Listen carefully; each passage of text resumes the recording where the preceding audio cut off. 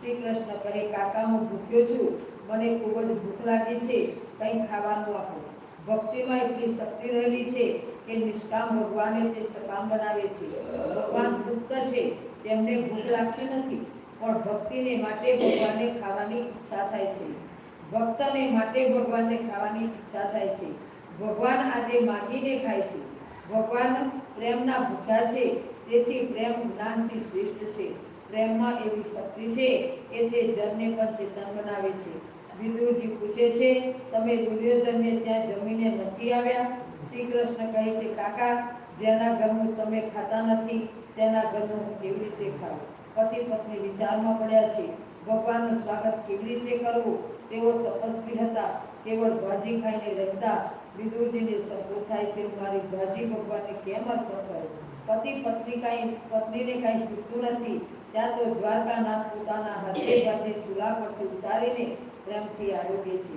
ઘણા દિવસનો ભૂખ્યો જેમ ખાય ને તેવી રીતે ભગવાન ખાવા લાગ્યા છે. તો પરમાત્મા આનંદમય છે, તેમને કઈ વસ્તુની ભૂખ નથી, પરમાત્માને પ્રેમની ભૂખ છે. ભગવાનને દુર્યોધનના ઘરના મેવા ન ગમ્યા, પરંતુ વિદુરજીના ઘરની ભાજી આરોગી. તેથી લોકો આજે પણ ગાય છે કે સબસે ઊંચી પ્રેમ સગાઈ, दुर्योधन का मेवा त्यागी साग विदुर घर पाई, झूठे फल सबरी के खाए बहुविध प्रेम लगाई, सबसे ऊंची प्रेम सगाई।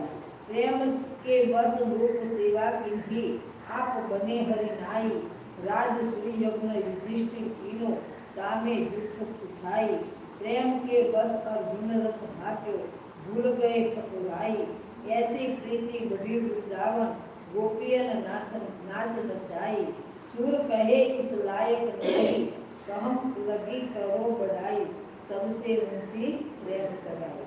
तो परमात्मा साथे वो प्रेम करो, पाप छोड़ीने भक्ति करो, એવું પવિત્ર જીવન જીવો કે પરમાત્માને તમારા ઘરનું આરોપવાની ઈચ્છા થાય. જેની ઈચ્છા શુદ્ધ છે તેની ક્રિયા પણ શુદ્ધ છે. ઈચ્છા શુદ્ધ વિના ક્રિયા શુદ્ધ થતી નથી. વિદુરજીને કૃતાર્થ કરી ભગવાન શ્રી કૃષ્ણ યુધિષ્ઠિરને મળવા ગયા.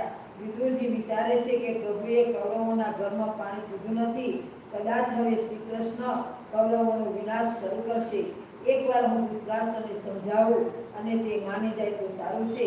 કોઈ પણ જીવનો સંગ ભક્તિમાં વિઘ્ન કરતો હોય ને તો તેનો સંગ છોડી દેજો, પણ તે જીવ માટે કુભાવ ન રાખશો. વિદુરજીએ ધૃતરાષ્ટ્રનો ત્યાગ તો કરે છે, પણ મનમાં સદભાવ રાખ્યો છે. પાપીનો તિરસ્કાર ન કરતો પાપનો તિરસ્કાર કરો. પાપ ખરાબ છે, કોઈ જીવ ખરાબ હોતો નથી. મનુષ્ય જન્મથી બગડેલો હોતો નથી. મનુષ્ય જન્મથી તો શુદ્ધ જ હોય છે. મોટો થયા પછી જેના સંગમાં આવ્યો હોય તેવો તે બની જાય છે. જેના સંગમાં આવશો તેના જેવા તમે થઈ જશો. સત્સંગથી જીવન સુધરે છે, કુસંગથી જીવન બગડે છે. બાળક જન્મે છે ત્યારે તેનામાં કોઈ વ્યસન, કોઈ કૃત્ય, કોઈ દોષ કે અભિમાન હોતું નથી, પણ મોટો થયા પછી જેના સંગમાં રહેવા લાગે છે તેવો તે થઈ જાય છે. આંબા ફરતા બાવળ વાવશો તો આંબો પડશે નહીં. મન ઉપર સંગની અસર થાય છે. વિલાસીનો સંગ હશે તો મનુષ્ય વિલાસી થશે. વિરક્તના સંગમાં મનુષ્ય વિરક્ત બને છે. જીવનમાં બધું બગડે તો બગડવા દેજો, પણ મન બુદ્ધિ બગડવા ન દેશો. તમારા કરતા જ્ઞાનમાં, ભક્તિમાં, વૈરાગ્યમાં, સદા ચરણમાં જે આગળ હોય તેવા મહાપુરુષોનો આદર્શ દ્રષ્ટિ આગળ રાખજો. રોજ ઈચ્છા કરો કે ભગવાન શંકરાચાર્ય જેવું જ્ઞાન, મહાપ્રભુજી જેવી ભક્તિ, સુખદેવજી જેવો વૈરાગ્ય મને પ્રાપ્ત થાય. પ્રાતઃ સમયમાં જો ઋષિઓને યાદ કરવામાં આવે ને તો તેના ગુણો આચરણમાં ઉતરી આવે છે. રોજ પૂર્વજોને વંદન કરો. મારે ઋષિ જેવું જીવન ગાળવું છે, વિલાસી થવું નથી. સંસારમાં રહીને બ્રહ્મ જ્ઞાન ટકાવવું છે. ભક્તિ કરવી એ ઘણું કઠિન છે. વિદુરજીને લાગ્યું કે ધૃતરાષ્ટ્રનો કુસંગ મારી ભક્તિમાં વિઘ્ન કરશે, તેના સંગમાં રહીશ તો મારું જીવન બગડશે. તેથી વિદુરજીએ ઘરનો ત્યાગ કરી ગંગા કિનારે આવી ભગવાનની ભક્તિ કરવા લાગેલા છે. ભાગવત ભગવાન શ્રી કબીર સીતારામ સાધવે ઈશ્વરમ ભક્તિ કર માતુ જય વાસુદેવ માધવ કેશ મહકામ